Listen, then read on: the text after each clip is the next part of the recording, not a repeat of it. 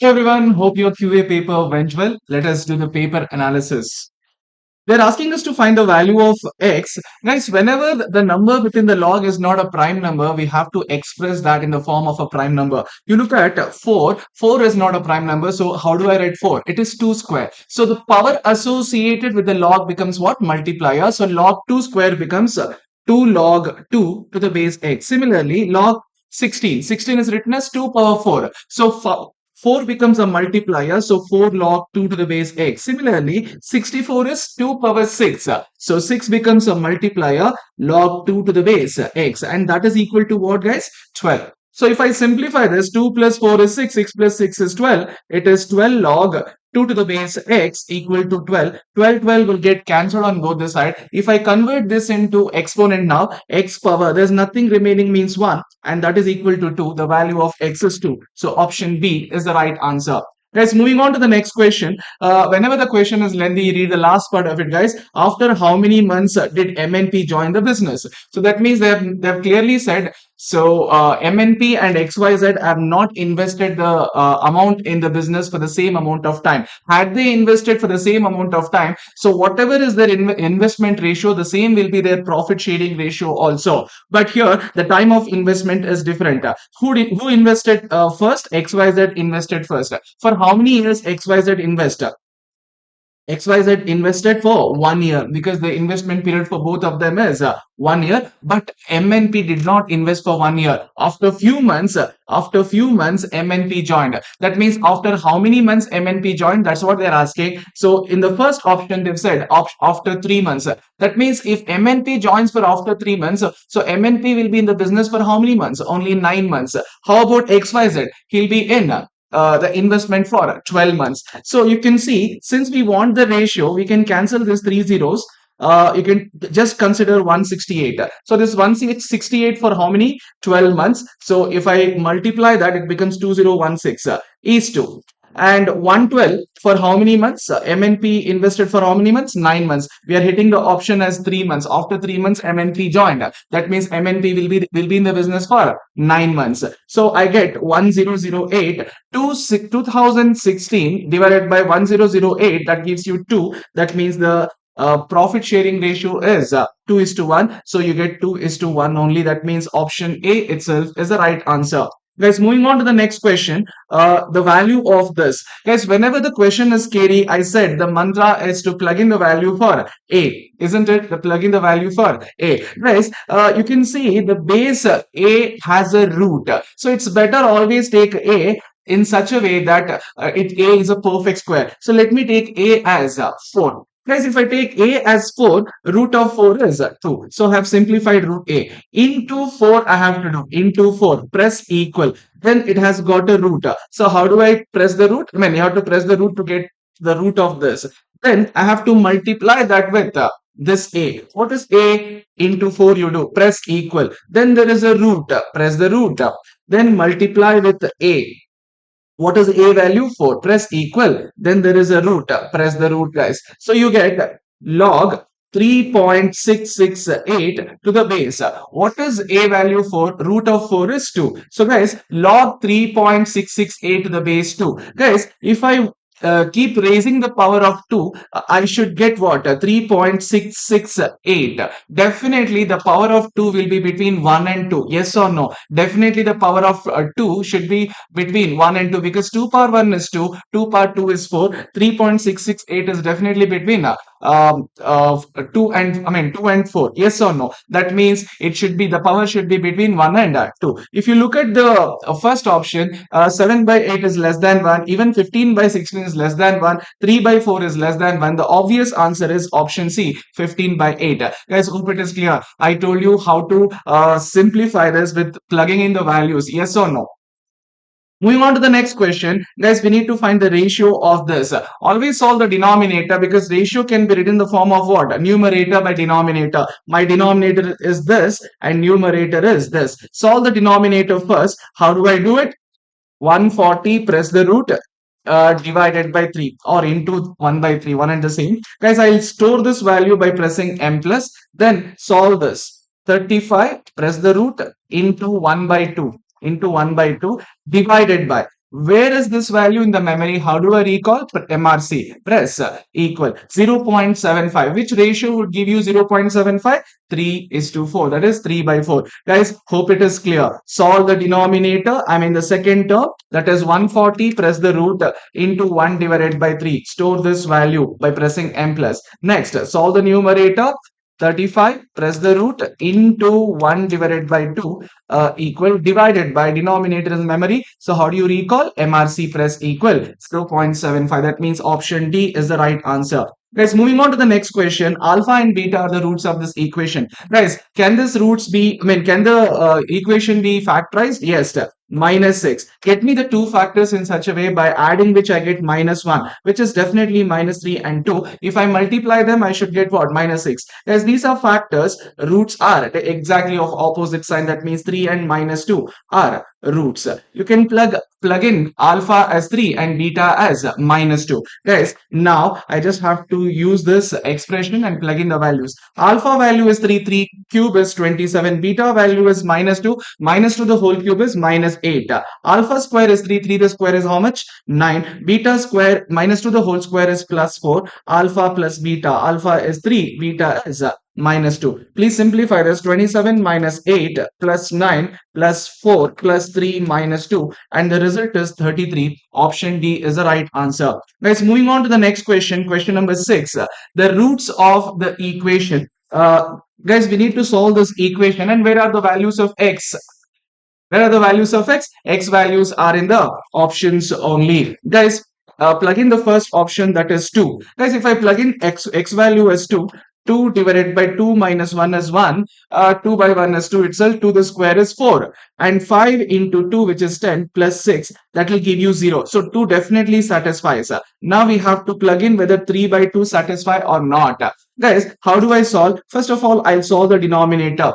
3 divided by 2 minus 1. Then take it up, divide equal. Then multiply with this x into 3 divided by 2. Then square it into equal because there is a whole square here. Then store it by pressing M plus. Next, solve this. X minus 1 is 3 divided by 2 minus 1. Take it up. How do I take it up? Divide equal into 3 divided by 2 into 5. Negative value, so M minus. Then add type 6 M plus MRC, you get 0. That means 2 and 3 by 2 both will satisfy this equation. Hope it is clear. Let's moving on to the next question. Alpha and beta are the roots of this equation. This doesn't look factorizable. So what you do, find the sum of the roots, which is alpha plus beta, is minus b by a, which is nothing but minus of minus 6 is plus 6 by 2 is 3. And product of the roots is alpha into beta, which is c by a, which is 3 by 2, nothing but 1.5.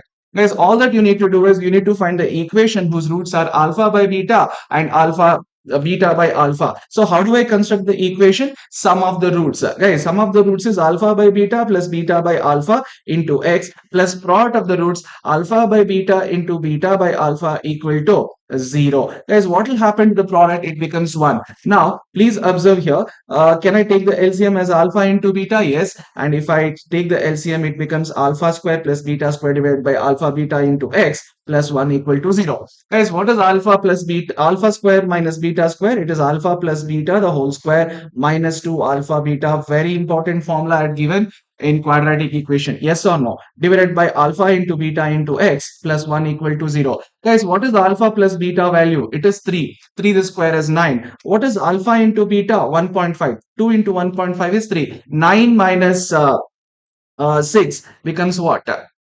9 minus 6 becomes what? Is it 6? No. 2 into 1.5 is alpha into beta. Make it negative, plus or minus. Then add 9 to it. How much it is? 6. Guys, this alpha into beta is 1.5. Just divide that by 1.5. You get 4. That means x square minus 4x plus 1 equal to 0 is the required quadratic equation. Is that clear? So x square minus 4x plus 1 is the right answer. Equal to 0 is the right answer. Option B. Guys, moving on to the next question. They're asking us to find the solution for this inequality. Guys, this kind of questions we have solved in the class. Yes or no? Now, 5x by 3 less than or equal to 6 is the LCM here. So x minus 6 5s are 30. 3 1s are 3 2s are. 2 into 5x is 10x. less than or equal to x minus 30. Combine x terms together. So 9x less than or equal to minus 30. X less than or equal to minus 30 by 9. Guys, 3 tens are 3 threes are. So minus 10 by 3. X less than or equal to minus 10 by 3. That means the maximum value for x is minus 10 by 3 and it is inclusive, and the least value could be up to minus infinity. That means it is option A. Minus 10 by 3 is inclusive, therefore this bracket should be the square bracket. If it is exclusive, then it is normal brackets only. Guys, moving on to the next question, that is question number 9. What is it they're saying is how many solutions are possible for this? How many solutions are possible for this? That means we have to find the various values for x. Guys, if I plug in x value as 40 or more than 40, 40 or more than 40, this will always satisfy any value more than 40. If I put x value is 40. See, how do I say 40 or more than 40? Guys, if you look at this in between value, 40 by 8 is 5. 5 minus 5 becomes 0. And this becomes a negative value. So anyway, negative value is less than 0. And even this 3 minus 40 into 2 is how much? 3 minus 40 into 2 is definitely a negative value. So 0 is definitely greater than a negative value, and negative value is just definitely less than 0. That means I can put any value for x more than 40. That means, is it only one value, one solution that you would get? No, infinitely many solution you will get. You understood? Moving on to the next question, the region specified by the inequalities. These two inequalities are includes which point? No, obviously the point is an option. We have to just plug in the options. Guys, if I plug in x value as 1 and y value as 1.25, which option would satisfy? So 10 into 1 m plus 29 into 1.25 m plus mrc, 46.25, definitely more than or equal to 40, it satisfies. And the second inequality, 15 into 1 m plus and 4 into 1.25 m minus, because negative, then mrc. So 10, you get 10 definitely less than or equal to 25. So option A would satisfy both the inequalities. Guys, moving on to the next question, that is question number 11. The compound interest on rupees 1 lakh compounded quarterly for 9 months. Guys, 9 months will have how many quarters? 3 quarters. That means n is equal to 3. Or 9 months convert into years. How do I do it? 9 divided by 12, it is 0.75. And in one quarter, I mean 1 year, how many quarters are there? 4. So this is a conversion. 4 into 0.75 will give you what? 3 only. Or rather, 1 quarter means 3 months. So obviously in 9 months, there will be 3 quarters. So n equal to 3. That way also you can do. And this is what? Principal, right? So we need to find CI. And 4% becomes how much? 1%, because quarterly compounding. So interest get divided by 4. Now, what is the formula for CI? P into 1 plus I whole power n minus 1. That's the formula. So 1 plus I is how much? 1.01. Raise the power to 3. Press into equal to twice. Then do minus 1 into 1 lakh. So how much it is? 3030.1. That means option B is the right answer. Moving on to the next question, the difference between the compound interest and the simple interest on a certain sum at 12% per annum is 90. Guys, I have given you the shortcut for difference between CI and SI for 2 years given. How do I find the principal? It is difference divided by I square. So what is the difference? 90. First of all, solve this I value is 12%, that means 0.12. Square it into equal, then take it up. Divide equal into the difference 90. So the answer is 6249.999. That means 6250. Option D is the right answer. Guys, moving on to the next question. A machine is depreciated at the rate of 15% on reducing balance. Original cost of the machine is 2 lakh and the scrap value is nothing but 54,500. Definitely this is A, and the greater value is P. So what is depreciation formula? A equal to P into 1 minus I whole power. 2 A by P, because we know both the values. 54,500 divided by 2 lakh, that gives you 0.2725, and that is equal to, what is 1 minus I? 1 minus 15% is 0.85. Raise the power to n. Guys, all that we need to do is 0.85, press into, keep on pressing equal until you get that 0.2724. That means you get that for the counter number 9, actual power is 8. Guys, this is a deceiving one actually. This is for the power 4 they have given. Obviously, we get the value 0.2725. Definitely, it should be power 8. Option C is the right answer. Guys, moving on to the next question. Mohan invests 25,000 every year starting from today. Guys, starting from today is basically annuity due, and invest every year means it's an annuity, which is 25,000 is A, and N is 5. A rate of interest is 7% per annum. Guys, what we need to find out is future value. What is future value of annuity due? It is A into 1 plus I whole power n minus 1 divided by I into 1 plus I. Everybody, 1 plus I whole power n value is given off, that is 1.40255, and minus 1 you do, then divided by I is how much, guys? 7% means 0.07 into, what is 1 plus I? 1.07 into, what is A? 25,000, and the result is 1,53,831.60. Guys, there is no correct option here. In my knowledge, I think this should have been at the end of every year. If that is the case, you would have got the answer as 1,43,768. That means option B would be the right answer had it been annuity regular. But it is annuity due. It should be 1,53,831. So none of this. I think you should be getting the grace mark for this. Guys, moving on to the next question, question number 15th. Mr. X borrowed 6,000 from Mr. Y at 10% per annum simple interest. After 2 years, Mr. X wanted to repay the amount. Mr. Y insisted on paying the amount at compound interest at the same rate of interest compounded annually. How much extra does Mr. X have to pay? Actually, he took it as per SI, but he was asked to pay it as per CI. Obviously, we have to find that difference. Yes or no? Guys, you know the formula for 2 year difference. What is it? P is equal to difference for 2 years divided by I square. So don't you think the difference is P into I square? Yes. So what is I value here? I value is 10%, 0.1 square it into equal into the principal is 6,000. So the result is 60. Option A is the right answer. Let's moving on to the next question. Question number 16. Rupees 2,470 is obtained as an interest in 4 years. This is as per SI. Guys, SI is given off. What is SI? PTR percentage. What is that we need to find out? We need to find out the deposited amount, that means P. So solve first TR percentage. Guys, if you look at the time is given in terms of years as well as months. So type months first, 4 divided by 12 to convert that into years.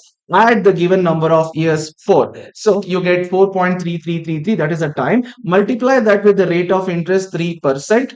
Then take this towards this side and divide. We don't divide, we convert that into multiplication by taking its reciprocal. Divide equal into SI is 2,470, which is 19,000. Option C is the right answer. Guys, these kind of questions we have often solved in the regular class. Yes or no?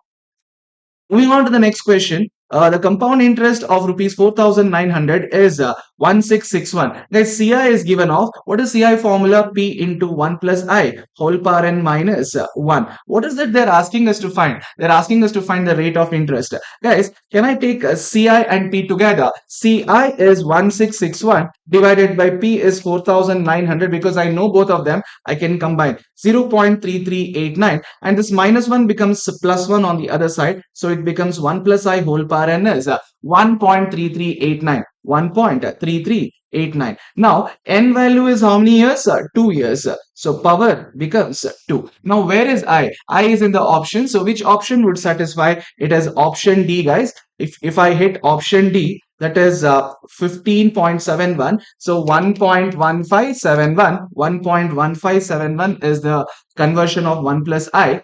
And raise the power to 2. You get 1.3388. That means option D is the right answer.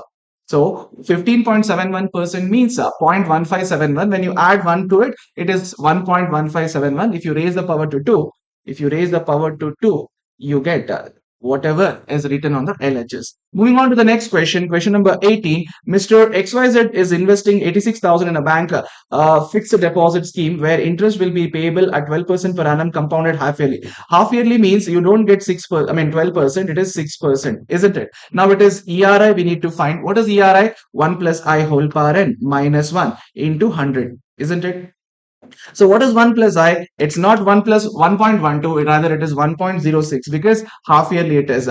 And number of compoundings in 1 year is 2 because half yearly. How do I raise the power to 2? Press into, press equal, minus 1 into 100. So how much it is? 12.36. Option A is the answer.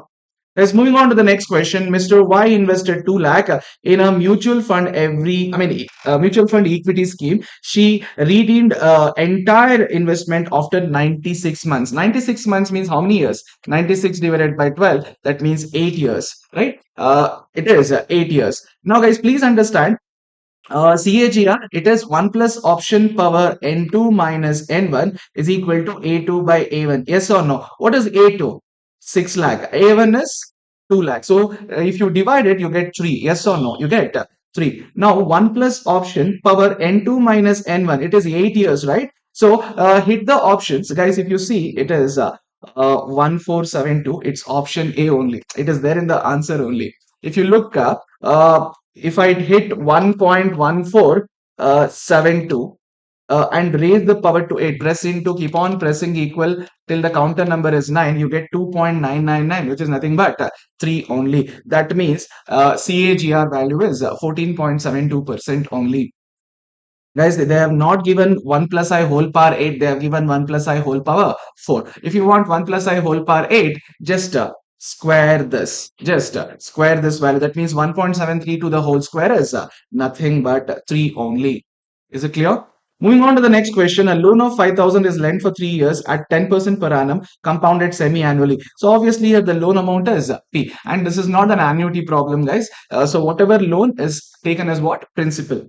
Now, semi-annually means it becomes 5% and find the future value of this.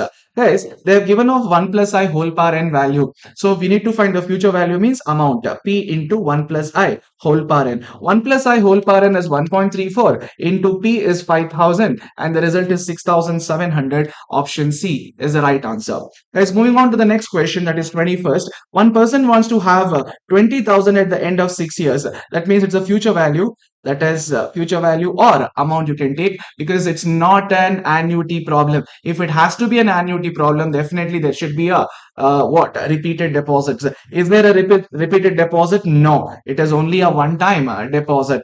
Guys, what we need to find out is what we need to find out is hence, he deposit what? That means we need to find P. So A is equal to P into 1 plus I whole power n. Guys, 1 plus I whole power n value is given off, which is 1.19194. Just send it to the other side by doing divide equal. Rather than dividing, you can multiply. Now press into. What is A? 20,000. And the result is 16,750.41. The nearest answer is 16,750. You understood? 1 plus I whole power and you find out and send it to the other side and divide. But we don't divide, we convert that into multiplication by taking its reciprocal. Guys, these kind of questions we have often solved. Yes or no? Moving on to the next question. Suppose you deposit 1,000 today. Today how much? 1,000. And at the end of 1 year, 2,000. At the end of 2 years, how much? 3,000. Today at 0 and 1 and 2. Right? So what is the question? What will be the balance in the deposit at the end of 2 years just after the deposit 3,000? Guys, balance means obviously the future value we need to find. Guys, we need to find the future value of this 1,000 refer to the period at the end of 2 years. Guys, obviously there is a 2 year gap. Yes or no? So 1 plus I whole power 2 I have to do along with 1,000. So 1 I value is how much here? 10%. So 1.1. Raise the power to 2. Press into, press equal. Multiply that with 1,000. So the equivalent value of 1 lakh at this period is 1,210. Same way, 2,000 also we have to refer, but the number of year gap is only 1 year. So I just have to multiply this with 1 plus I. So 1 plus I is 1.1 into 2,000. That gives you 2,200. And finally, this 3,000, no conversion for this 3,000 because it is made at the end of second year only. We just have to add this to three values, 2,200 plus 1,210 plus 3,000. That gives you 6,410. All the values we have to refer to the future. That's it. So 6,410, that means option B is the right answer. Guys, moving on to the next question. You are interested in an investment of 5,000 in a fund that promises 50 rupees at the end of each year forever. So definitely it is what? Perpetuity. Is it a growing perpetuity or a normal perpetuity? It's a normal multi-period perpetuity only. So PV of perpetuity, the formula is what, guys? It is R divided by I. So what is PV of perpetuity? It is given of 5,000. How much? It is 5,000, and receipt amount is 50 rupees at the end of each year. So we need not do any conversion here, just divided by I. Guys, 50 divided by 5,000, that gives you the value of I. I is 0.01, that means 1%. Have you understood? It's option A. Moving on to the next question. An investment was priced at rupees 100 per share in zero and priced at 150 per share in the end of first year and price at 200 per share at the end of second year. What is the CAGR? Once again, guys, 1 plus option power n2 minus n1. n2 is 2, n1 is 0. So 2 minus 0 equal to a2 by a1. Guys, what is a2? The last price, which is 200. What is a1? The initial price, which is 100. So it's 1 plus option whole power 2 should give you what? 2. So which option should I hit so that I get the value as 2? So guys, if I hit the first option, it becomes 1.2142 because 21.42% is 2-digit percentage. After decimal, 2142 should be written. And since we are adding with 1, it should be 1 plus 1.2142. Raise the power to 2. So how much do you get? 1.47. Definitely it's not 2. Guys, let's hit option C. 1.4142 you type because 1 plus I value. Raise the power to 2. Press into, press equal 1.999. That means 2, which is option C is the right answer. Have you all understood? Otherwise, you can do 1 plus 41.42%. Straight away, you get the value of 1 plus I. Raise the power to 2. Press into, press equal 1.999 only. If you're not able to do the value of 1 plus I in the mind, you can just do 1 plus 41.42%. Then raise the power to 2. That's it. Guys, moving on to the next question, that is question number 25. How many different words of letters of the word mathematics can be formed so that all the vowels come together in any word? Guys, how many vowels are there? One, A is one, and then E is another one, A is another one, I is another one. Four vowels are there. Four vowels are together. That means to be taken as one unit. Remaining how many letters? Guys, mathematics is 11 letter word and remaining 7 letters. So 1 plus 7 becomes 8 units. So 8 units can be arranged in 8 factorial ways. And the 4 vowels which are together can be still reshuffled in 4 factorial ways. Yes or no? Divided by. You have to take care of repetition. Guys, which letters have repeated here? M has repeated twice, so 2 factorial. A has repeated twice, so 2 factorial. What else has repeated? T has repeated twice, so 2 factorial. Guys, for 8 factorial value is 40,320 into 4 factorial value is 24 divided by 2 again divided by 2 again divided by 2. The value is 1,20,960. That means option B is the right answer. Guys, moving on to the next question. Guys, I have solve these kind of questions very often in the class. So they have said NP5 equal to 20 times NP3. Guys, what's the last term of this expansion? N minus 4. Guys, you know NP5 has got 2 terms extra compared to NP3. So definitely last 2 terms only will be remaining. Last term is N minus 4 and last but one is N minus 3. So first 3 terms of NP3 and NP5 will get cancelled and that is equal to 20. This is the way I have taught you. Yes or no?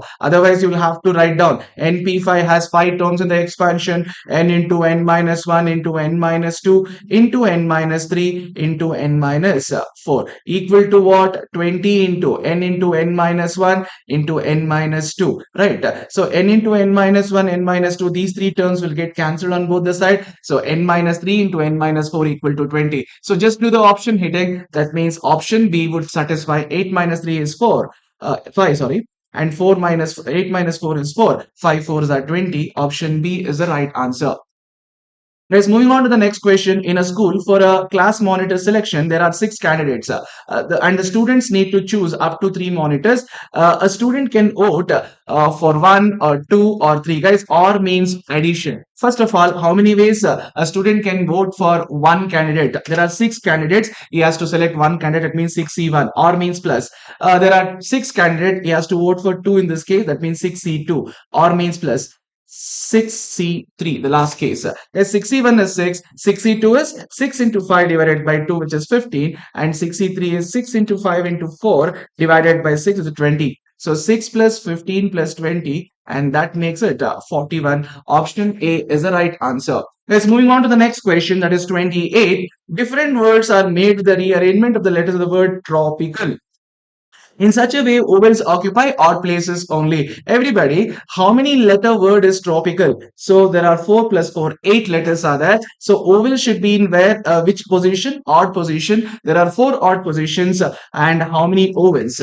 Look at vowels. O-I-A. Only 3 vowels. In 4 odd position, 3 vowels have to be arranged. That means 4p 3 ways.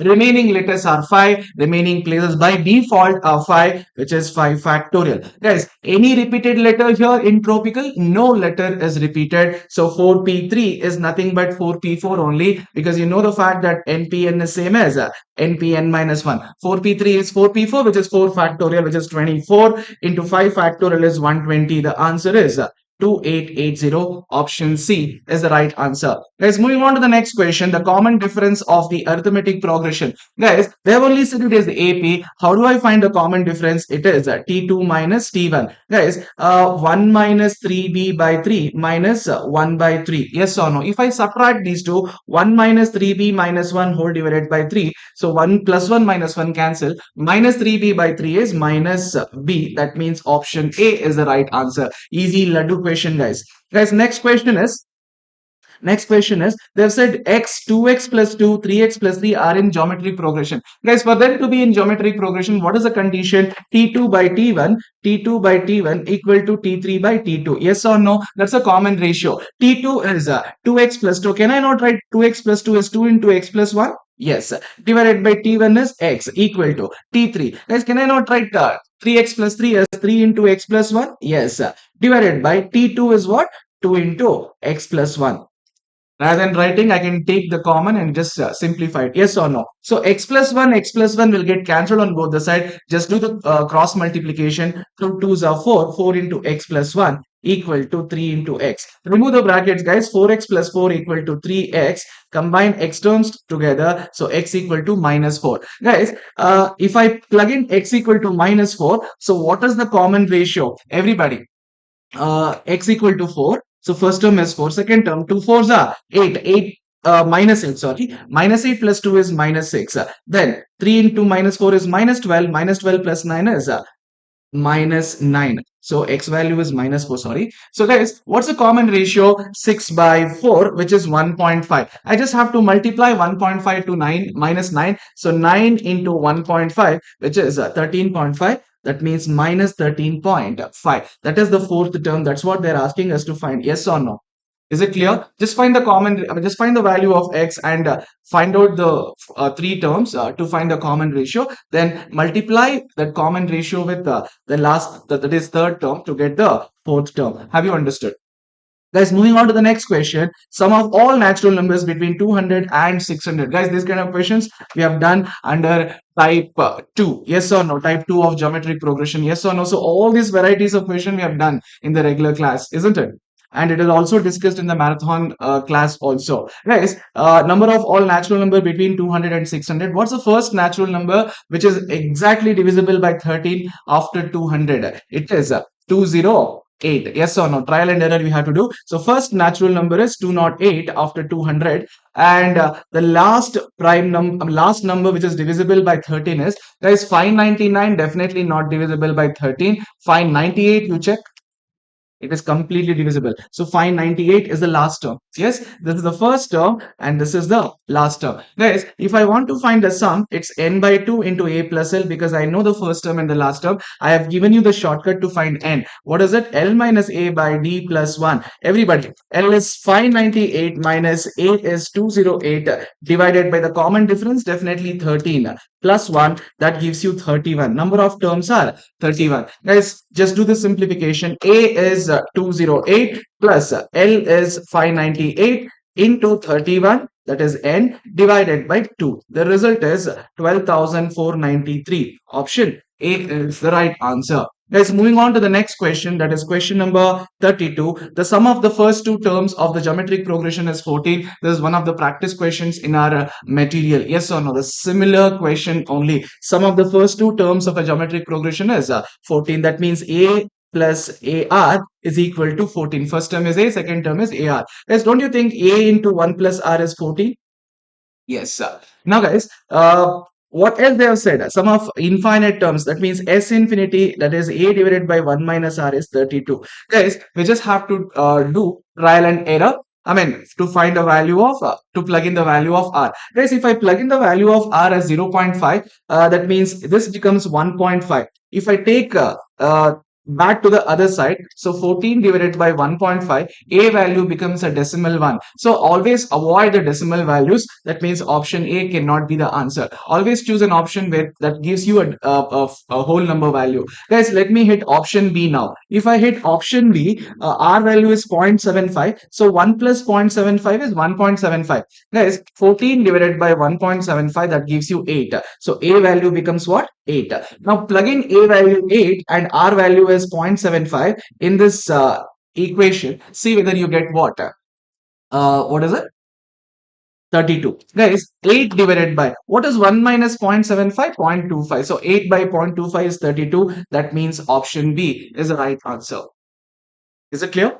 Moving on to the next question, guys. For a relation R, A comma B represents the relation from A to B. For all A, B, C, A related to B and B related to C gives A related to C. That means A comma B belong to R and B comma C belong to R, means A comma C belongs to R. What sort of a relation it is? A transitive relation. That is option C. Guys, moving on to the next question, that is 34th. The set is given the number of non empty proper subsets. Guys, first of all, proper subsets is 2 power n minus 1.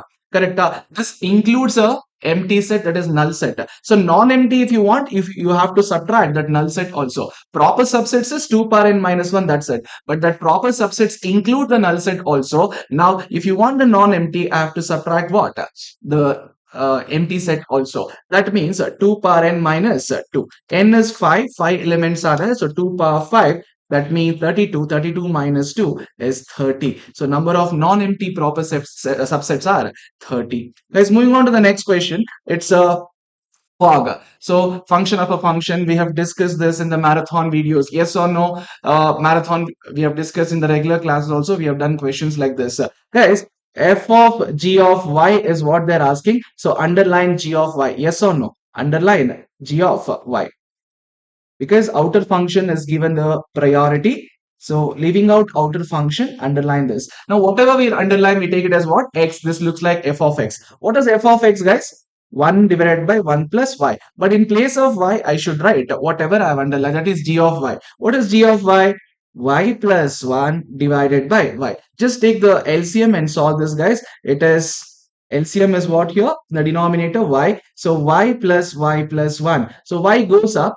It's y divided by 2y plus 1. That means option A is the right answer. Is this clear, everybody? Moving on to the next question, that is 36. Guys, look at the question. F of x is equal to 3x plus 2 divided by x plus 5. I have written this in the form of ax plus b divided by cx plus d. Guys, I have given you a shortcut for inverse of a function for the question of this sort. What is it?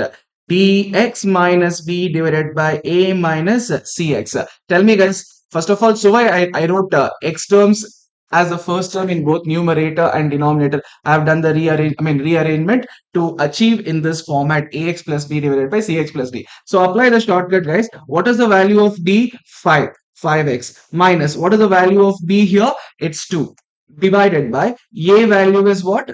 3 minus c value is there is nothing means coefficient is 1. 1 into x is x.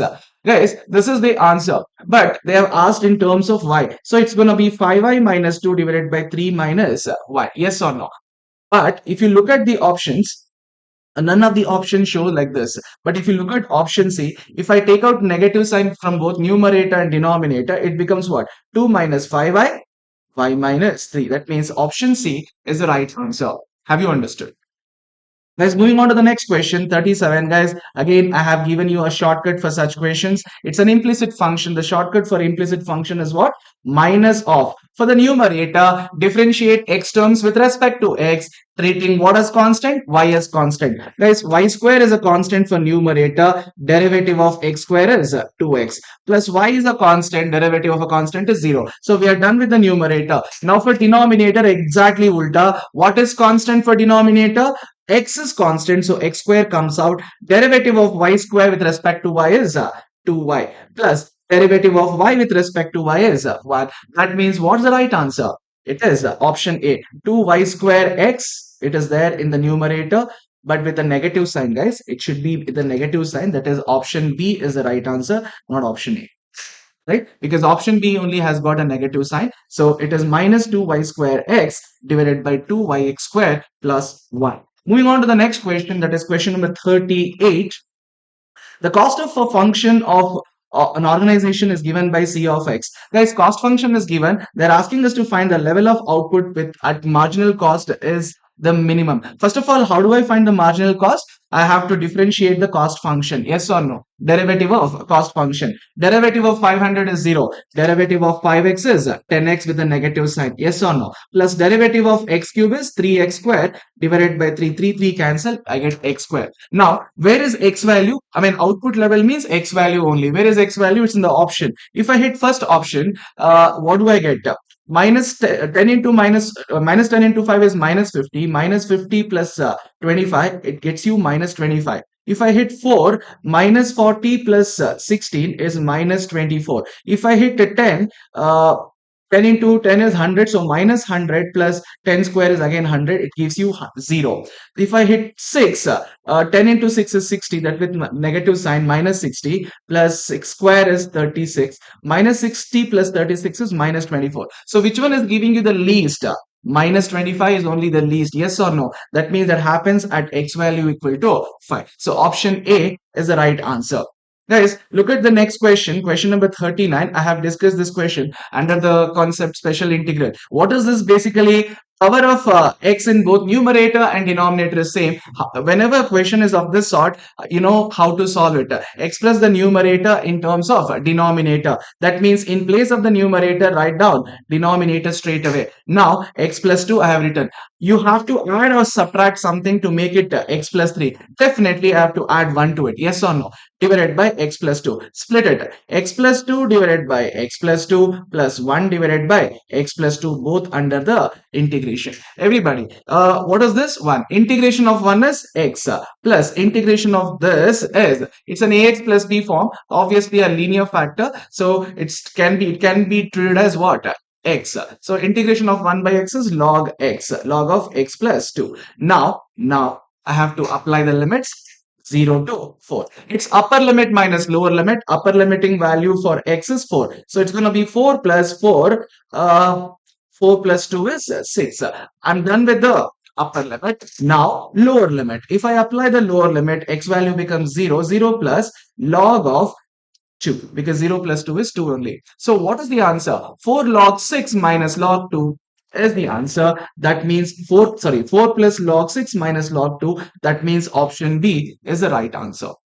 Have you understood? Yes, even this question is one of the questions in our material. We have discussed this. Yes or no? And I told you, when there is a function and its derivative both present in the question. So which one is the function? First of all, 1 plus x square is f of x. Which one is f dash of x? Derivative of 1 plus x square is 2x. So what gets eliminated? F dash of x and dx gets eliminated, and we treat f of x as x. This looks like 1 by x, because say tata by 2, f dash of x into dx. Yes or no? 1 by x integration is log x. But what is my x here? 1 plus x square. I just have to integrate upper limit minus lower limit. When I apply the upper limit, x value becomes 4. 4 square is 16. 16 plus 1 is 17. Minus lower limit. 3 square is 9. 9 plus 1 is 10. So this is log 17 by 10 because subtraction becomes division. So which option is the right answer? Option B is the right answer. Log 17 by 10. Let's moving on to the next question. Guys, whenever a question is given on number series, the first thing I said, if you're not able to identify the numbers as the squares or the cubes or very closer to squares or the cubes, you have to look at the last two numbers, yes or no. What did I say? Multiply last but one number 120 with 2. What is it? 240. Look at the last number. It is less than that. Definitely, it's not the multiplication. It has to be what? Addition pattern. Guys, 0 plus what is 6? 0 plus 6 is 6. 6 plus what is 24? 6 plus 18. 24 plus what is 60? 36. And 60 plus what is 120? 60. 120 plus what is 210? It is 90. Guys, are you getting the pattern here? No. If you don't get the pattern, don't get panicked. So write one more series of difference. So 6 plus 12 is 18. 18 plus 18 is 36. 36 plus 24 is 60. And 60 plus 30. Now you got the pattern that every difference is increasing by what? 6. The next difference is 36. So 90 plus 36, 126. Add 126 to 210. So 210 plus 126, that gives you 336. That means option C is the right answer. Guys, we have solved questions like this. Yes or no? Right. Moving on, find the odd one out in the series. Guys, if you look at the numbers, are you not familiar with these numbers? Especially look at the latter part of the series. If you're not able to get the pattern for the first few numbers, look at the last few numbers. Guys, 26, 37, 50 are very close to perfect square, even 17 for that matter. So 17 is 4 square plus 1. Yes, and 26 is 5 square plus 1. This is 6 square plus 1. This is 7 square plus 1. But 64 is a perfect square. Nothing is added. Look at this. This is 3 square plus 1. This is 2 square plus 1. 2 is 1 square plus 1. All are square plus 1, but 64 is a just a 8 square. There's no plus 1 done with this. Obviously, odd one out is 64. Option D is the right answer. Guys, moving on to the next question. This is one of the, again, solved question in our material. Guys, what's the pattern? M is becoming N, that means plus 1. A is becoming B, that is plus 1. D is becoming E. So it is plus 1 forward pattern. Yes or no? Plus 1 forward. So it's apply the same thing for Delhi also. D plus 1 is E. E plus 1 is F. L plus 1 is M. H plus 1 is I. I plus 1 is J. E, F, M, I, J. That means option B is the right answer. Have you all understood? Moving on to the next question, a certain code, glamour, is becoming what? IJ, and so on. Now look at the coding pattern, guys. G is becoming I. So what is it? GHI plus 2. L is becoming J. L becoming J means obviously minus. So it's minus 2. L is 12th letter, J is 10th letter. So, and A is becoming C. It is plus 2. That means plus 2 minus, alternating plus 2 minus 2. But look at the middle letter, guys. I told you, if you remember, middle letter may have a different pattern. Middle letter you have to always look into because middle letter may have a different pattern. M to N is plus 1. Guys, only for the middle letter it is plus 1. Look at the other letters. O to M. O to M is minus 2. U to W, it is plus 2. Guys, and R to P is minus 2. Guys, the first half is plus 2 minus 2 plus 2. Second half is minus 2 plus 2 minus 2. And the middle letter is plus 1. So we have to apply the same thing for musical also. Now, first of all, let me code for the middle letter. What's the middle letter here? I. I becomes plus 1, which is J. And for the first three letters, plus 2 minus 2 plus 2. That is M plus 2, M and O. U minus 2. U is 21st letter. Minus 2 means 19. That is S. And S plus 2. S is 19th letter. Plus 2 if I do, I get U. OSU. And for the second half, it is minus 2 plus 2 minus 2. So what is minus 2 for C? A. Plus 2 for A, C. Minus 2 for L, it is J. That means OSU, J, A, C, J. That means option C is the right answer. Everybody clear? Moving on to the next question. In the following series, one term is wrong. Find out the wrong term. Guys, let's do question again, right? So which term is wrong? If you look at these numbers, they are all very close to the perfect square. 50 is 7 square plus 1. 82 is 9 square plus 1. 170 is closer to 169. So 13 square plus 1. 290 is definitely 17 square plus 1, but 48 is 7 square minus 1. So all of these satisfy one pattern, that is square plus 1, but 48 doesn't follow. So option A is the right answer. Moving on to the next question. Suresh started walking 4 kilometers west. 4 kilometer west means from the starting point west 4 kilometers, right? And then here is the office. Actually, the starting point is the office. Then he turned to the right. Guys, moving towards west, right means basically upwards. How much distance? 2 kilometers up. 2 kilometers up. Then again he turned right. He's going towards north. Right is our right only. Walk 2 kilometers again. So here is to reach his house. Here is the house. Now from the office to the house, where exactly the house is they're asking. Suresh's house from the office. So in which direction is Suresh's house from the office? From office, Suresh house is upwards, north, towards the left, that is west. The answer is northwest. So option C is the right answer. Is this clear, everybody?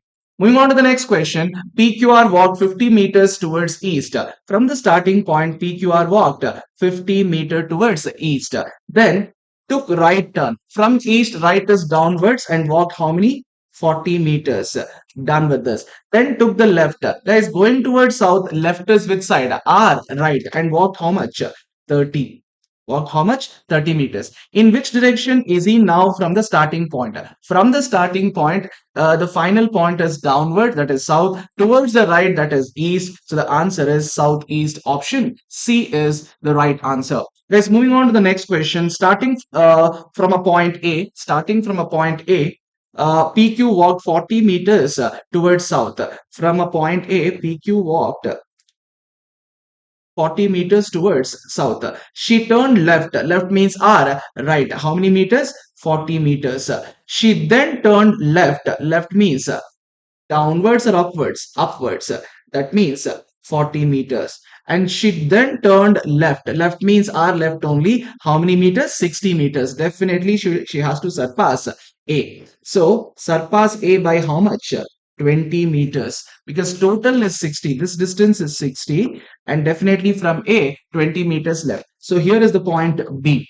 Right? The question is, how far and in which direction is the point B from point A? From point A, B is towards the west and 20 meters towards the west. Option A is the right answer. Let's moving on to the next question. Two persons, P and Q, start walking from a meeting point towards the north. So let's say P and Q started. They met at this point. I'm sorry, they met at this point. Okay, and walking towards north, so upwards. How many meters they went? 100 meters. P turns left. So P turns left. How many meters? And Q turns right. So after walking 50 meters, actually P took left turn, right? So P walking 50 meters towards the left. What did P does? It takes a left turn. Left is which side? West, from the west, left is downwards. How many meters he went? 150. Definitely he has to surpass the starting point. Yes or no? And then that's it. But Q walks 30 meters. But from here, Q actually turned right, isn't it? Q turns right.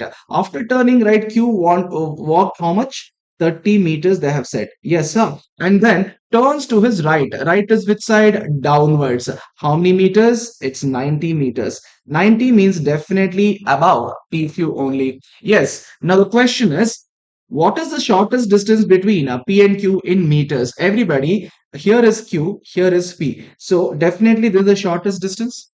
See, if I want to find out the shortest distance, definitely I have to construct a right angle triangle. So let me complete the right angle triangle. Clear up? Now guys, what is this horizontal distance? 30 plus 50, 80. This is the horizontal distance. What is this vertical distance? Can you tell me?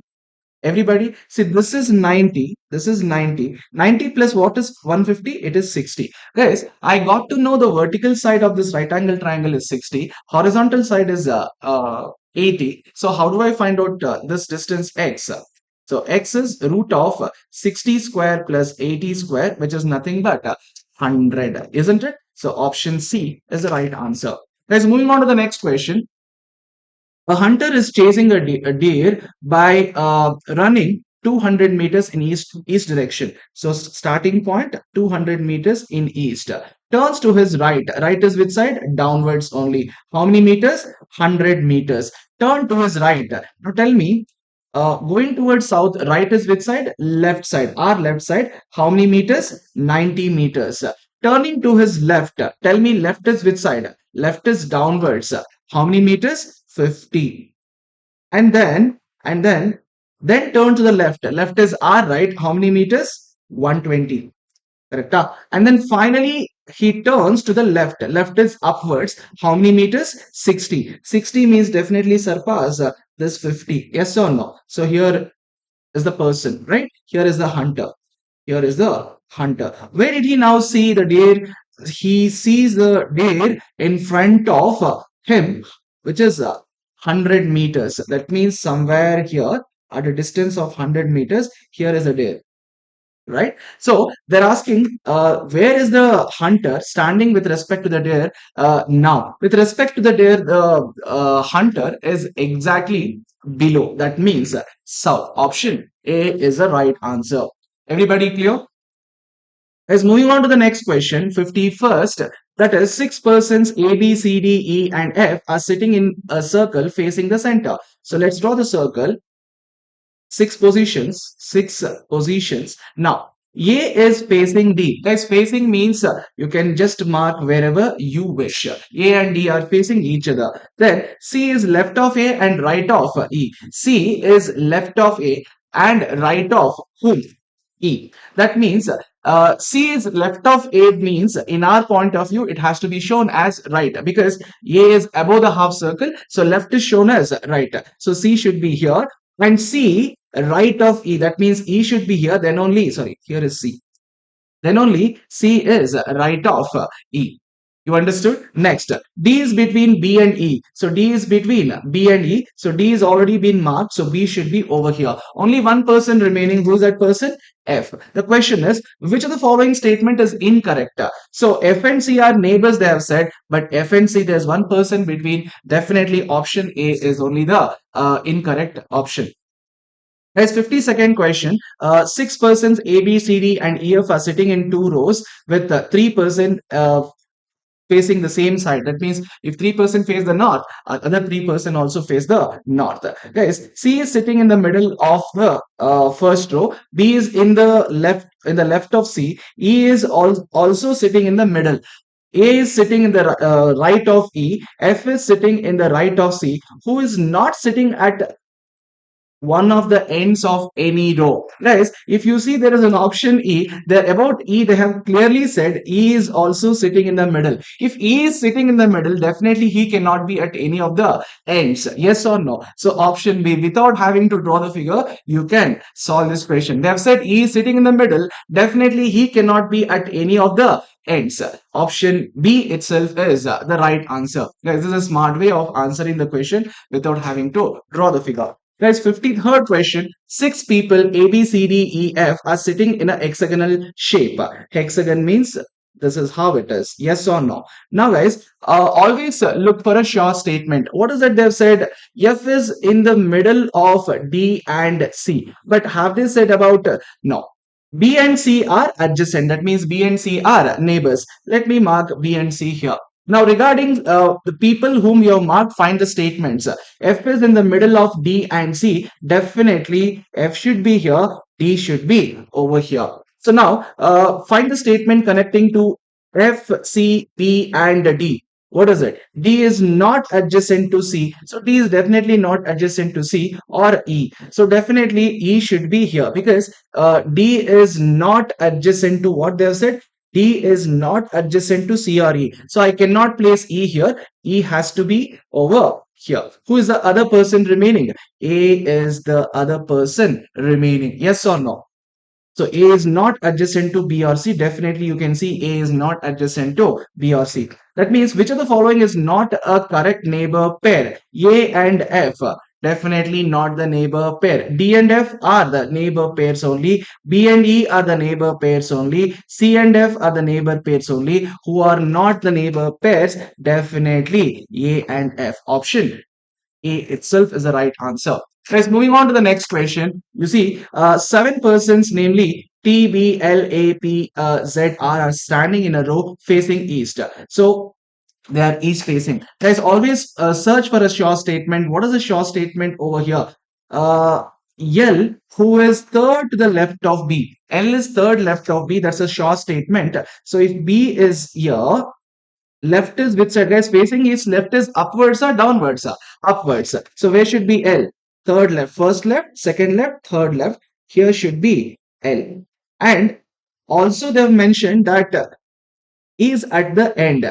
Is refers to the first person only. So L is only at the end. That means there's no person to I mean above L. That means there's no person above L. So how many positions I have marked? One, two, three, four, five, six, seven. So these are the seven positions now, right? So now whoever are definitely below what? L only and B only.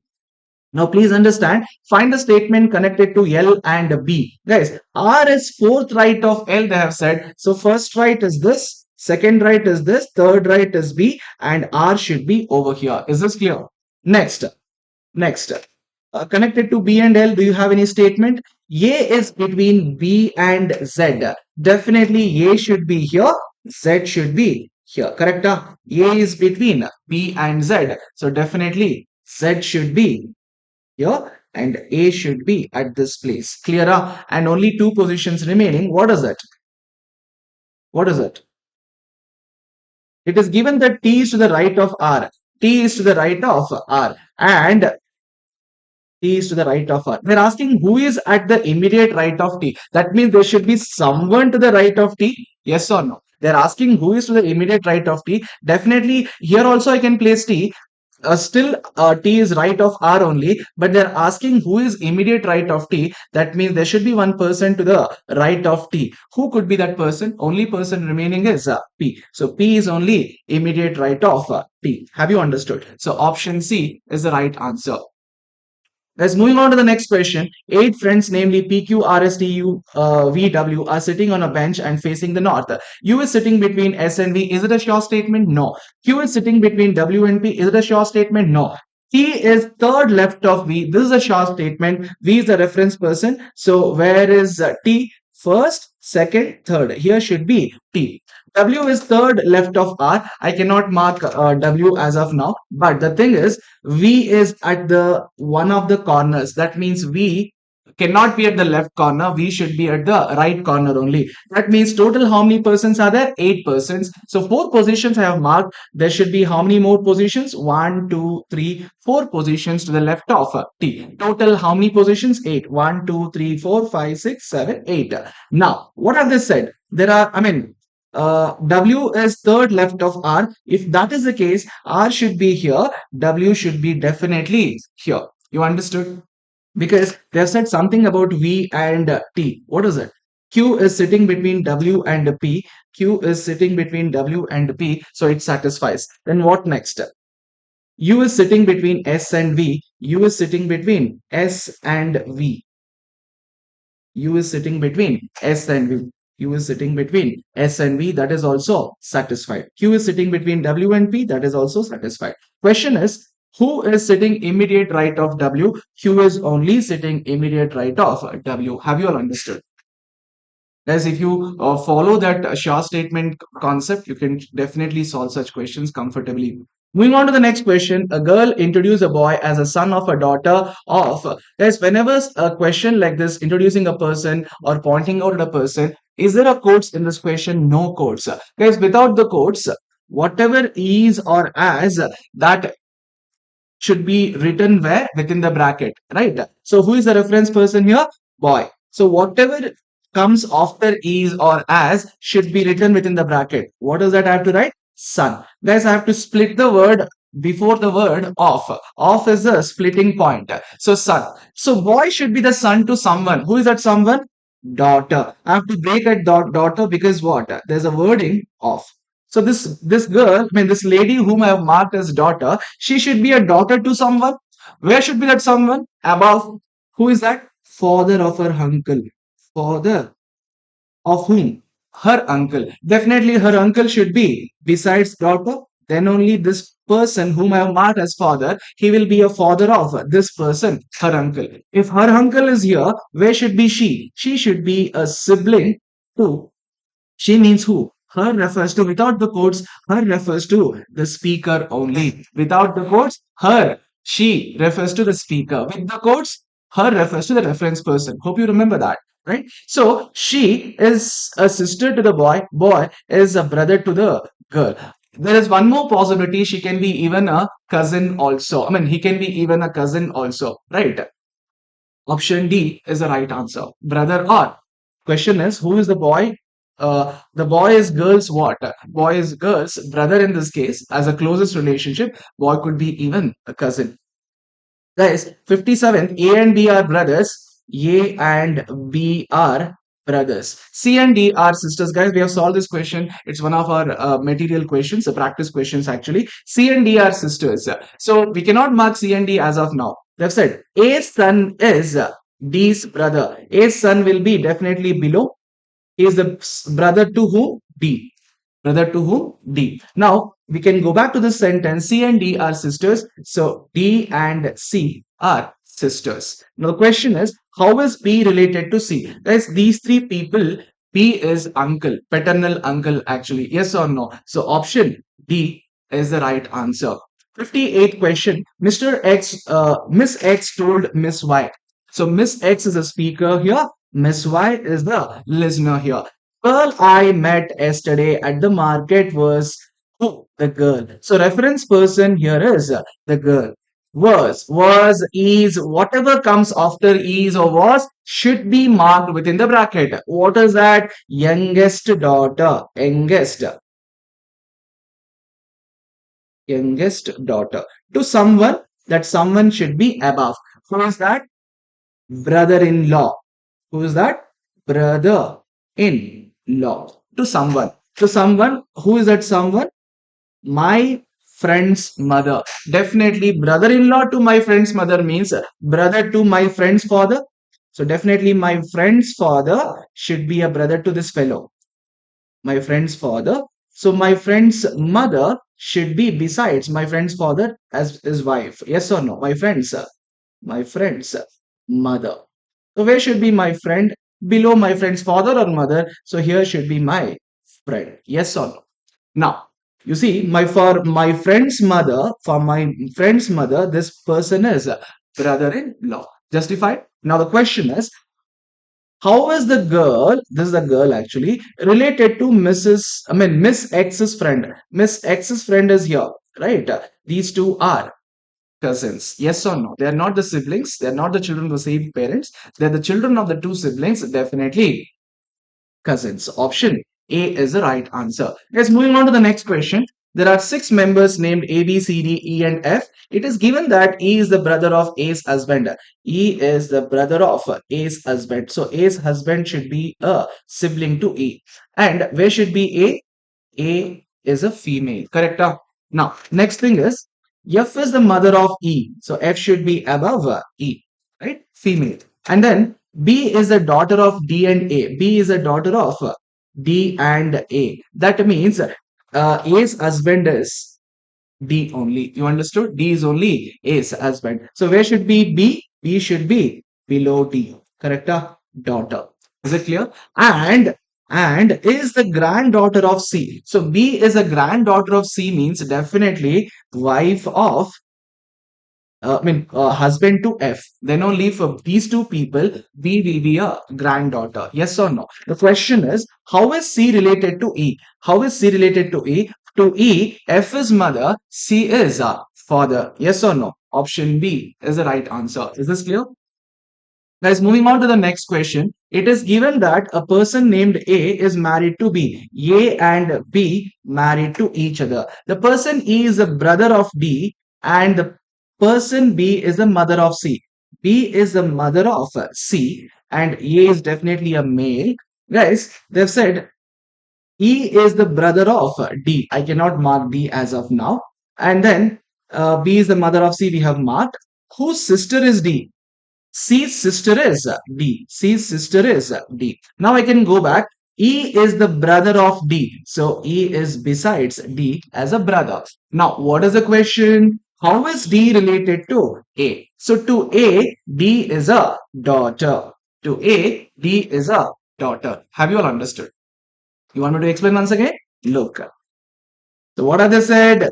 A and B are married to each other. A and B are married to each other. The person E is the brother of D. Person E is the brother of D. E and D we cannot mark as of now. And the person B is the mother of C. So B is a lady, I mean female. So definitely C should be here. A is a male, right? And then B is the mother of C, whose sister is D. So who refers to which person? Second person. Who's the second person here? C. C is the sister of D. So C is a female. So sister of D. Oh, whose sister is D? Sorry, C's sister is D. We don't know the gender of C. So D is the female, right? Now we can go back. E is the brother of D. So E is a sibling to D and a male, right? And the question is, how is D related to A? D is both A and B. D is a daughter. These three are siblings. They are the children to both A and B. So answer is option C. Guys, the next questions. The sampling method which belongs to category of mixed sampling, guys, you may get confused as it is stratified sampling because the entire population is divided into what? A number of groups and you are going to choose the random sample from each group. So that makes a little sense. But the thing is, ICA has given systematic sampling as the belongs to what? The category of mixed sampling, but they have not given any justification why, right? So since ICA has given as systematic sampling as it belongs to what category of mixed sampling, so that should be the right answer. Number of students in a college is an example of, it's a whole number, definitely a discrete variable. As the next question, for manifold classification, this method of presentation of data cannot be recommended, definitely textual data presentation. Right, moving on, the most commonly used distribution is dash, in which the maximum frequency is at the central part and the frequency decreases with one moves away and from the central part and either on the left or right. That means they're talking about this. So what shape it is? It is a bell shape. Which of the following is not a basic principle of survey, sample survey, guys? Definitely principle of inertia, non-bias, yes or no? Non-response bias. Principle of inertia is one of the principle of sample survey and principle of optimization, maintain the balance between the resources, that is cost, sample size, and also what? The time. So definitely it's also one of the basic principles. Now, law of statistical regularity talks about what? Larger the sample size, more what?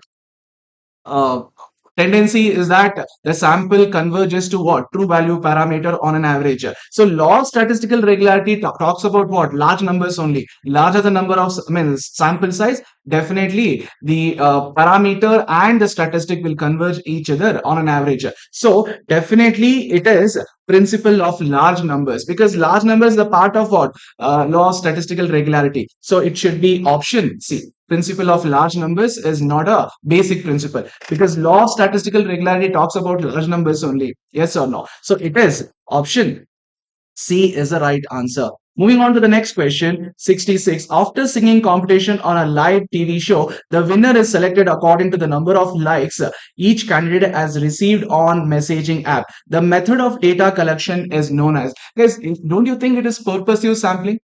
So, whoever is voting for a particular singer, obviously the freedom of judgment is given to that particular voter. Yes or no? Freedom of judgment is given in which sampling? Definitely it is purposive sampling. Yes or no? So option C is the right answer. Guys, I have discussed this purposive sampling. You remember? Freedom of judgment is given to the sampler. A bar chart can be drawn for the data having the numbers on students on various disciplines. Yes or no? Guys, when I explained bar chart, I spoke one of the dimension is a number. The other dimension is basically a characteristic. For example, I gave you this, right? Number of people watching romantic movies, and scientific fiction movies. So what are all this? These are all what the characteristics, but number of people watching is, this is the what quantity. So bar diagrams are one dimensional. So students definitely along the y-axis, and various disciplines like commerce, science, and all will be on the x-axis. That means option A is the right answer. Yes, an investigator collects the information on the salaries received by 1,000 persons. From this collection, the data on women are extracted. Definitely, data is collected about 1,000 person. From there only you are collecting the data on women or men, whoever it is. Definitely, it becomes a secondary data. Guys, it cannot be ordinal, because if it has to be ordinal, like two cross two should be there. Men, women, and coffee drinkers, non-coffee drinkers. There's no evidence about that ordinal data over here. Yes or no? 69. Two salesperson present their number of sales per week for a month. An appropriate diagram that can be drawn for this data. Guys, obviously it is adjacent bar charts. Yes or no? Multiple bar chart. Yes or no? We have discussed about a multiple bar chart. Hope you remember that. Right. Moving on to the next question. X and Y are related with this. Guys, mean of X is a measure of central tendency. Obviously, mean of Y, if I want, what I need to do, plug in the value of mean of X here. 40 plus 5 is 45. 3Y becomes minus 3Y. So Y is equal to minus 15, because 45 by minus 3 is minus 15. So mean of Y is option B. Is it clear? 71st question. Guys, this kind of questions are often asked, and we have solved many questions based on this. Yes or no? Right. So what is it, guys? Even 70th question, we have solved questions like this, isn't it? Even in marathon, and also where? In the regular class. 71st question, they're asking us to find the modal marks for a moderately skewed distribution. Guys, what is mode? 3 median minus 2 mean. What is median? 52.4. So 3 into 52.4 m plus 2 into what is mean value? 55.10 m minus MRC. You get the mode value as 47. Option A is the right answer. Guys, moving on to the next question, that is question number 72. If there are two groups with 10 and 12 observations, harmonic mean, that means it is N1 and N2. Harmonic means are given as H1 and H2, and then combined harmonic mean. Guys, it is N1 plus N2 divided by N1 by H1 plus N2 by H2. We have solved questions like this. Yes or no? Guys, solve the denominator. N1 is 10 divided by H1 is 3m plus N2 is 12 divided by H2 is 5m plus MRC. Take it up. How do you take it up? Divide equal into N1 plus N2 is 22. The result is 3.83. So option C is the right answer.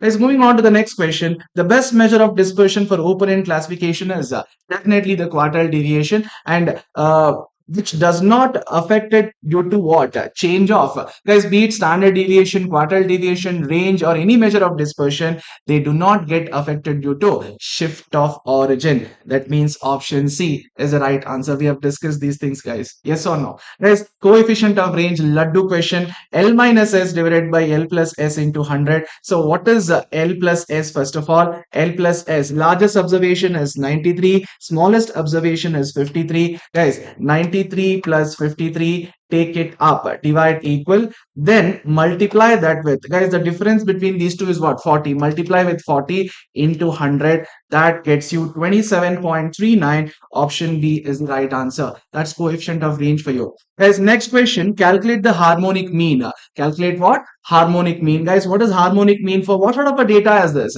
Ungrouped data. N divided by summation 1 by x. Guys, each of these observation we will take the reciprocal and add them. Guys, reciprocal of 1 is 1 itself, plus reciprocal of 1 by 3 is 3, plus reciprocal of 1 by 6 is 6, plus reciprocal of 1 by 9 is 9. Then take it up, divide equal, multiply that with how many observations are there? 4. Into 4 you do, you get 0.210. That means option B is the right answer. Guys, moving on to the next question, that is question number 76.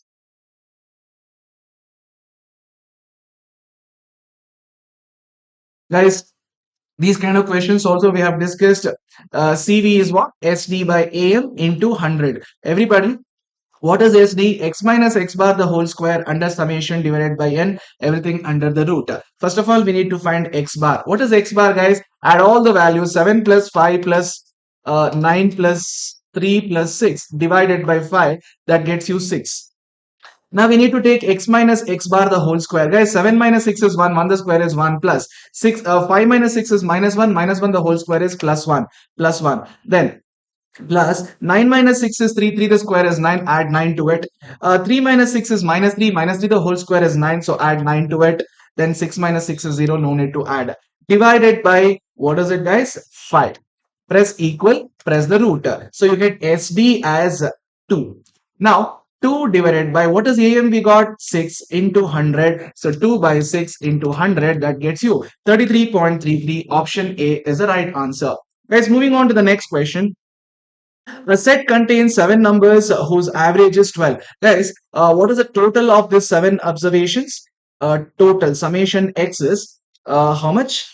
7 into 12, which is 84. So summation of all the observations is 84. What have they said? The average of 4 greater numbers is 18. So summation of greater, 4 greater is 18 into 4, which is 72. Summation of smaller. How many smaller observation they have said? 4 smaller, which is 4 into 8, that is 32. Guys, you take 4 smaller and 4 larger, total 7 observations are there. When you take 4 smaller and 4 larger, total 8 observation, it comes out to be.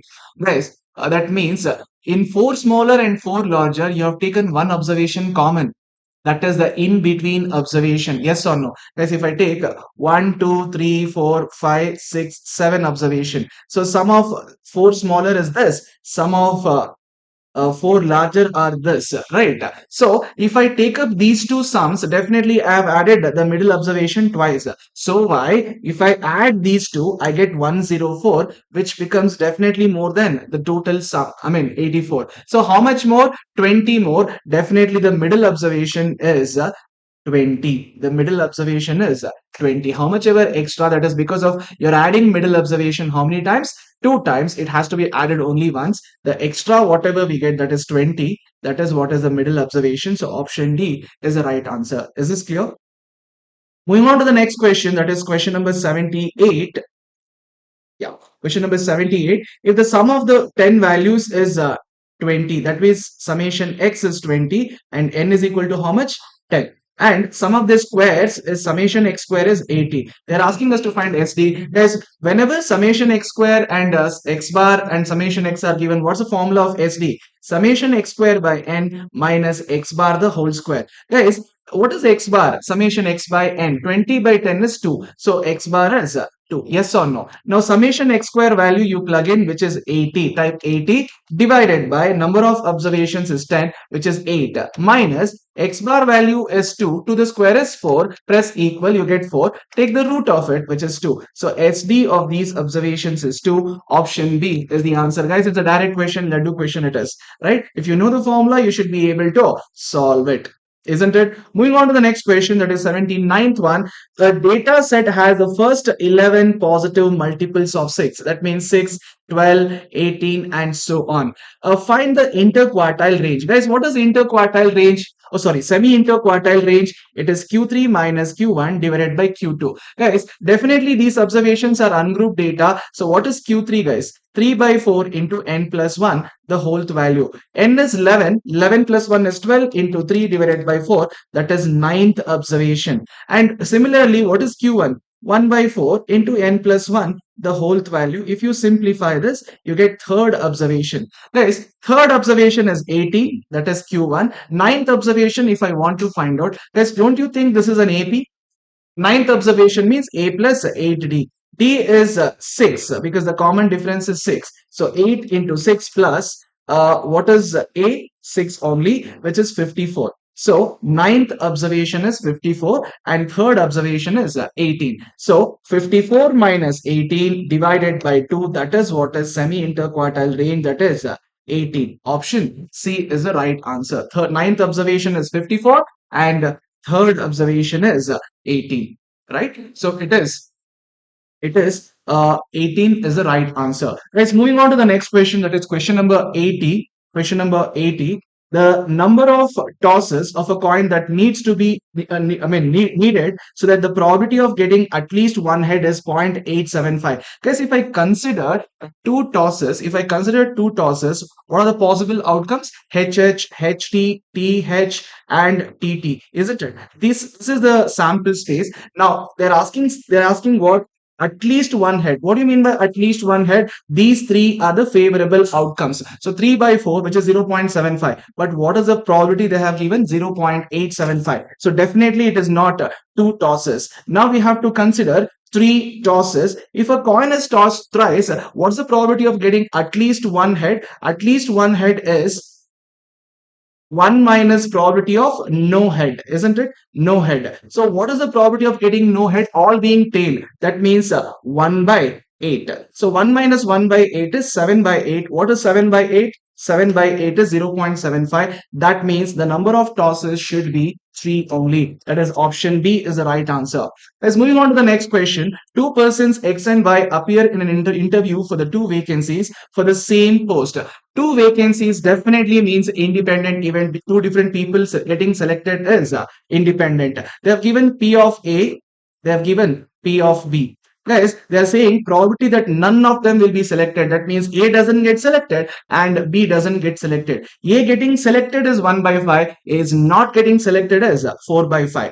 And B getting selected is 1 by 3, not getting selected is 2 by 3. So just multiply this 4 by 5 into 2 by 3. The result is 0.5333. Because clearly they have asked probability that none of them get selected. A doesn't and B also doesn't. Why are we multiplying? Because independent multiplication theorem can be applied. So which option gives you 0.5333? Option B, 8 by 15 gives you 0.5333. Option B is the right answer.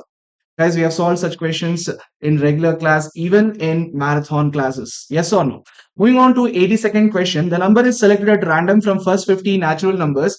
What is the probability that it would be either a two-digit prime number or a composite number lying between 5 and 40? Guys, how many natural numbers are there from 1 to 50? So instead of counting it like this, what you can do is, remember this shortcut. It is DD, Doordarshan, BBC, and BA. Guys, if you remember this shortcut, you can find out how many prime numbers are there from 1 to 10. Guys, this is 1 to 10, this is 11 to 20, this is 21 to 30, and this is 31 to 40, this is 41 to 50, and so on. Everybody, D for 4. Because A, B, C, D forward position is, D's forward position is 4. That means from 1 to 10, there are 4 prime numbers. 11 to 20 also, there are 4 prime numbers. 21 to 30, B for 2, that means there are 2 prime numbers. 31 to 40, there are 2 prime numbers. 41 to 50, C for 3, there are 3 prime numbers. Now, there are how many events over here?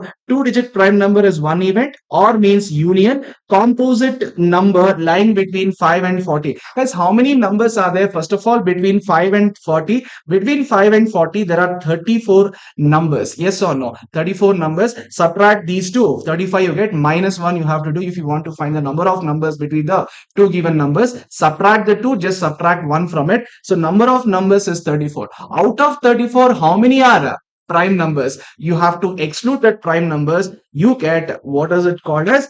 Composite numbers. First of all, guys, get this A.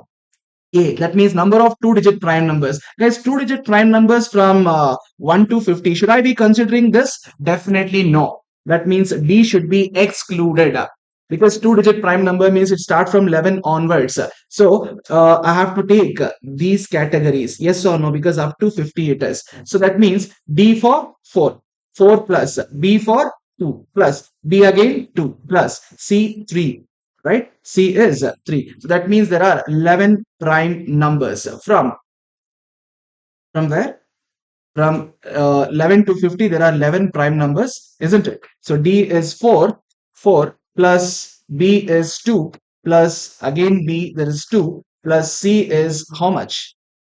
C is 3. That gives you 11. There are 11 prime numbers from 11 to 50. Now guys, we need a number of composite numbers from 55 to 40. Guys, from 5 to 40, how many prime numbers are there, we have to count. See, from up to 5, there are three prime numbers, 2, 3, and 5. Yes or no? There are three prime numbers. So from 1 to 40, count the prime numbers. 1 to 40, count the prime number. That means we have to go up to this B. That means 4 plus 4 plus 2 plus 2 plus 3. We should not take 3. So minus 3 you do. So it's 12. From 12, we have to exclude how many? From 12, we have to exclude how many? It is 3. Minus 3 you do, because 1 to 5 there are three prime numbers, so 12 minus 3 it is 9. That therefore it is between 5 and 40 there are 9 prime numbers. Subtract 9, you get 25 composite numbers. So 11 plus 25, total favorable outcomes are 36 out of 50. So 36 divided by 50, that gets you 0.72. Guys, this is the easiest trick. Rather than that, you will have to write down what? All the numbers from 1 to 50. All natural numbers you have to write down and then count. It will take a lot of time. If you miss out one, it's gone. Right? Remember this: Doordarshan, DD for Doordarshan, BBC News, BBC News, and BA. This is a shortcut to remember how many prime numbers are there from 1 to 10, 11 to 20, 21 to 30, 31 to 40, 41 to 50. So 0.72 is the right answer. Moving on to the next question, 83rd. Some dice with 6 face have numbers written from 4 to 9. 4, 6, 7, 8, 9. Right? 4 to 9, 4, 5, sorry, 5 is missing. 4, 5, 6, 7, 8, 9. Guys, usual die is 1, 2, 3, 4, 5, 5, 6. These numbers will be on the usual dice, but in this dice, as per mentioned in the question, there are these numbers 4, 5, 6, 7, 8, and 9. Guys, two such dice are thrown simultaneously. So how many possible outcomes? It is 6 power 2, 36. They're asking, find the probability that the sum of numbers on the two dice would be 14 or less. Guys, which one is 14 basically?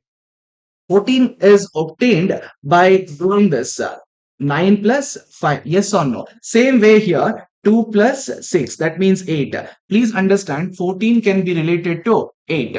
14 can be related to 8. Guys, it is as good as sum less than 8 or less. Sum 8 or less. Why am I relating like this is because you know the shortcut for the various sums. Sum 8 or less means sum could be 8, some could be 7, some could be 6, some could be 5, some could be 4, some could be 3 or 2 or 1. Guys, this is the easier way. Otherwise, you will have to write the sample space for 4 to 9. So converting that to 1, 2, 3, 4, 5, 6 will be much easier, right? 5 plus 9 gives you 14. Here, the same position numbers are 2 and 6. That is 2 plus 6 is 8. So rather than writing in terms of 14 or less, we can convert in terms of 8 or less. So how many favorable 8 outcomes are there for sum equal to 8? See guys, for sums up to 7, the favorable outcomes are sum minus 1. Beyond 7, it should be what?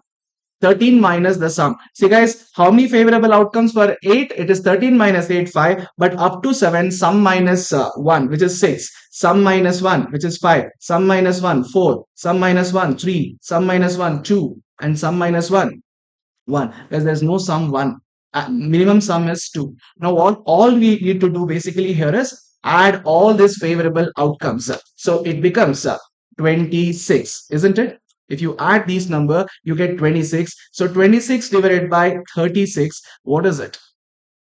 It is 13 divided by 18. Option B is the right answer.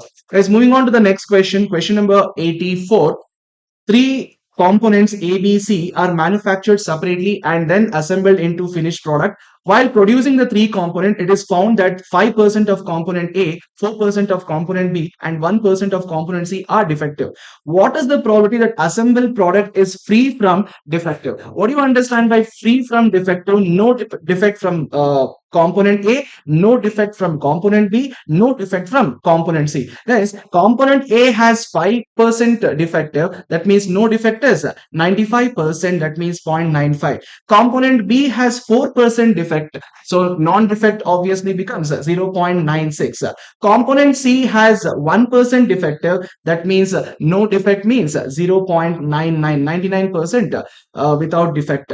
So that means we have to multiply these three, 0.95 into 0.96 into 0.99. That gives you the value 0.902, which is option D. As they're asking, all the three must not have any defect. That means all the three are independent because they are manufactured separately. Independent means you can apply multiplication theorem. So why I'm multiplying all the probabilities. 5% defect in component A, 4% defect in component B, and 1% defect in component C they have given. So no defect means 100 minus 5 is 95%, 0.95. 100 minus 4 is 96%, that is 0.96. 100 minus 1 is 99%, that is 0.99. Moving on to the next question, that is two persons are playing a set of matches. The winner of four matches is declared as the winner. Any player has 50% chance of winning. What do you mean by 50%? 1 by 2. Probability that the game comes to an end at the fourth match is. So what do you mean by game coming to an end? So one should be out of the two people, one should be declared as a winner. So for that one person to be declared as a winner, he must win all the four matches. There are two cases over here. That means out of the two-person, first person may win all the four matches, or second person may win all the four matches. That means there are two cases. First person or second person. First person winning all the four matches, 1 by 2, 1 by 2 into 1 by 2 into 1 by 2. Yes or no? Or means plus. Second match, 1 by 2 into 1 by 2 into 1 by 2 into 1 by 2. Not second match, second person. Guys, why am I multiplying these probabilities? Because they are independent. Each match is independent, isn't it? So 1 by 2, 1 by 2, 1 by 2, 1 by 2. So what do you get? 1 by 2 power 4, which is 1 by 16. How about this? This is also 1 by 16, which is 2 by 16, which is 1 by 8. Option D is the right answer. Guys, the game should be ended by the end of fourth match means out of two teams, out of two-person, anyone should win all the four matches. That means either first person or the second person must win all the four matches. First person winning all the four matches, probability is 1 by 16. Second person winning all the four matches, probability is 1 by 16. That means 2 by 16, which is 1 by 8. Moving on to the next question, question number 86. The mode of binomial distribution asked. Guys, what are the parameters of binomial distribution? N and P, right? So how do you find the mode? It is n plus 1 into P is the reference value for the mode, which is n plus 1 is 8. 8 into P is 1 by 3. So that gives you 2.6666. So guys, this value is a non-integer value. If it is a non-integer value, then the mode will be a unimodal. That means only the integral part of it, which is 2. The mode is 2. If it is, had it been an integer value, there would have been two modes. That means the value itself and one less than that. Since it is a non-integer value, it is a unimodal distribution and the mode is the integral part of it. Moving on to the next question, an emergency room receives an average of 3 patients per hour. That means M is equal to 3. What is the probability that exactly 2 patients arrive in an hour? That means they're asking us to find P of X equal to 2. Guys, it's clearly a Poisson distribution. You can look at the data, E power minus M values are given off. So what is PMF equation for a Poisson distribution? It is E power minus M power X by X factorial. That means E power minus 3, M value is 3, X value is 2 divided by 2 factorial. Let's take your calculator. 3 square divided by 2 factorial is 2 into E power minus 3 is given off as 0.049. That gives you the value as 0.2205. That means option A is the right answer. Moving on to the next question, that is question number 88. For a binomial distribution, n is equal to 20, p is equal to 0.3. What would be q, guys? It is 0.7 because p plus q is always equal to what? 1 for a binomial distribution. They're asking us to find the value of variance. What is variance for a binomial distribution? npq. Just multiply n20 into p is 0.3 into q is 0.7. That gives you the answer as 4.2. Option A is the right answer.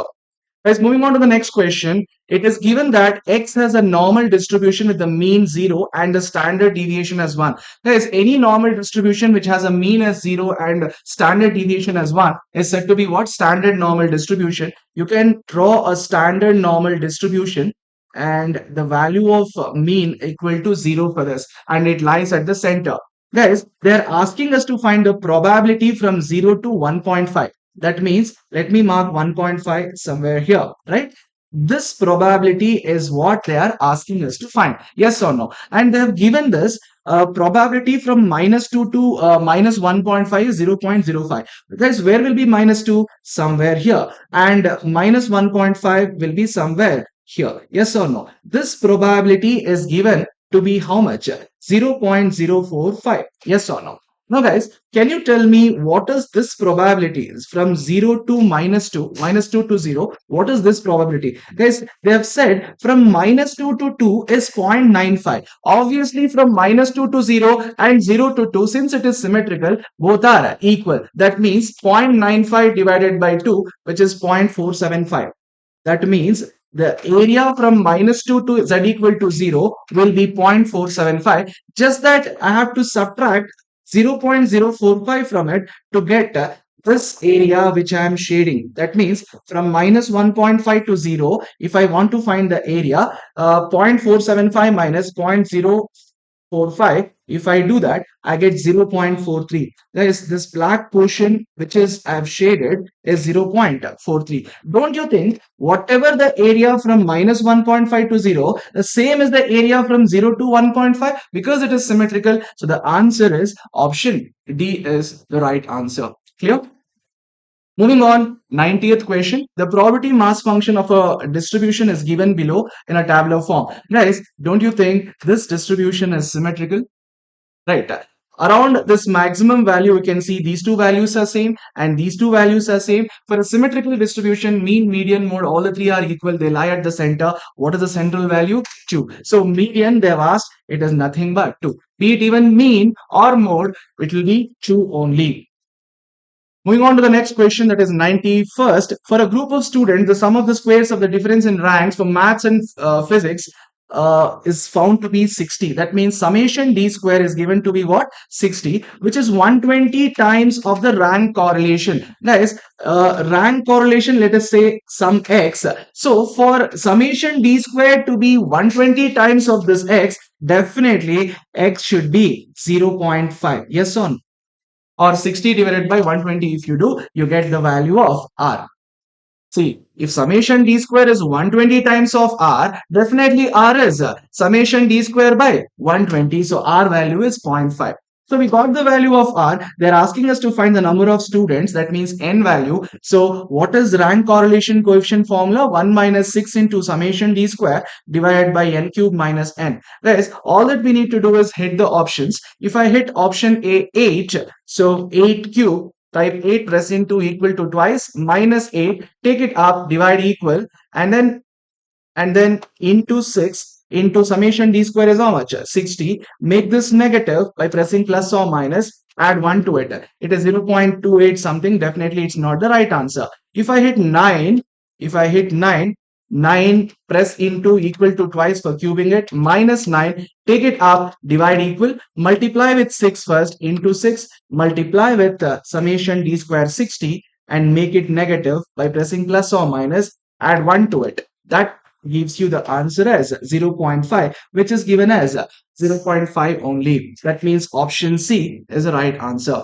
Let's moving on to the next question. Laddu 1. If two variables move in the same direction, if both the variables move in the same direction, be it both increasing, be it both decreasing, what sort of a correlation it is? It is positive correlation. If they go in opposite direction, it is a negative correlation. Let's moving on to the next question. They have given the equation connecting m and x and the equation connecting n and y. Guys, all you need to do for finding out b and m, please understand b and m is nothing but b by d into dyx. What is this b and what is this d? Everybody understand what is it you need to do is in this equation keep m on one side such that the other things are separated on the other side. That means 10 minus 3x. And also make sure the coefficient of x is made as 1. So how do I make the coefficient of x as 1? First of all, I should take minus 3 out it becomes x minus 10, and coefficient of x should be made 1. So how do I establish that? M is equal to x minus 10. Can I write this minus 3 as minus 1 by 3 in the denominator? Yes. So this is what is the b value I'm talking about. You understood? And then same way, establish what is d value. D value means the same way, however I got the b value, same way I should get the denominator even for n. That value will be d. So how do I do that? 5n is equal to 25 minus 2y. So first of all, make y positive and the coefficient as 1. How do I do it? Minus 2 out. It is gonna be y minus 25 by 2, and n is equal to whole divided by what? 5, because 5n in the LHS, if I send it to the other side, that 5 comes to the denominator. Now I have to first of all eliminate this minus 2. So can I not write this as y minus 25 by 2 divided by minus 5 by 2? Yes. So this is what is my d value. Guys, all that I need to be doing here is substitute the value of b. What is the value of b here?